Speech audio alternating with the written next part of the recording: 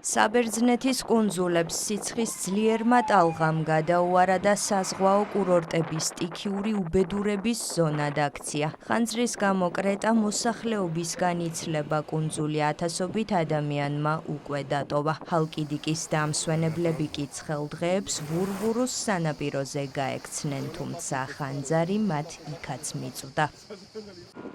ხანძარი იერაპეტრას მუნიციპალიტეტის მახლობლად მდებარე ტყიდან დაიწყო და 6 კილომეტრზე გავრცელდა. ცეცხლმა ყველაფერი ფერფლად აქცია. ძლიერი ქარისა და რთული ხილვადობის გამო მეხანძრე მაშველებს მუშაობა უჭირთ. ცეცხლი კი სწრაფად ვრცელდება და დასახლებულ რაიონებს ტურისტულ და კრიტიკულ ინფრასტრუქტურას საფრთხეს უქმნის. ძლიერი დაკვამლიანებით გამოწვეული სუნთქვის პრობლემებით 4 ადამიანი საავადმყოფოში მოხვდა. ცეცხლი უკვე სახლებს უახლოვდებოდა, თუმცა ამ მხრივ ადგილობრივი მოხალისეების დახმარებით გარკვეულ წარმატებას მივაღწიეთ. პირველი საათები, ანუ სანამ დახმარების გარეშე ვიყავით, საშინელება იყო. ცეცხლის ძალიან ბევრ კერას ვებრძოლით. მადლობა ღმერთს, რომ ჩვენ დასახმარებლად მოვიდნენ, რადგან ამინდის ასეთ ფენომენს მარტო ვერ გაუმკლავდებოდით.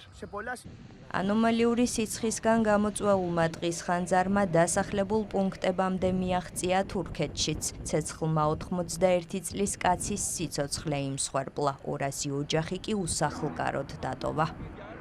მიწისძვრისგან დატოვებული შიშებიდან გამოსვლა ვერ მოვასწარით, ახლა კი ტყის ხანძრების წინაშე აღმოვჩნდით. იმედი მაქვს ამ სიტუაციიდან მალე გამოვალთ, თუმცა ეს რთული იქნება. ბავშვებს იმდენად ეშინოდათ, რომ ტერიტორიას გავარიდეთ, რათა ამ საშინელი ხანძრის მომსწრე არ გამხდარიყვნენ.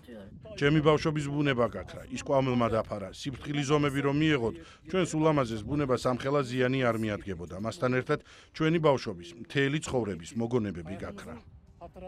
მას შემდეგ, რაც ჰაერის ტემპერატურა 40 გრადუსს გადააჭარბა, ევროპის რამდენიმე ქვეყანაში განგაშის წითელი დონე გამოცხადდა. მაღალი ტემპერატურისა და ანომალიური სიცხისგან გამოწვეული დეჰიდრატაციით იტალიაში რამდენიმე ადამიანი გარდაიცვალა.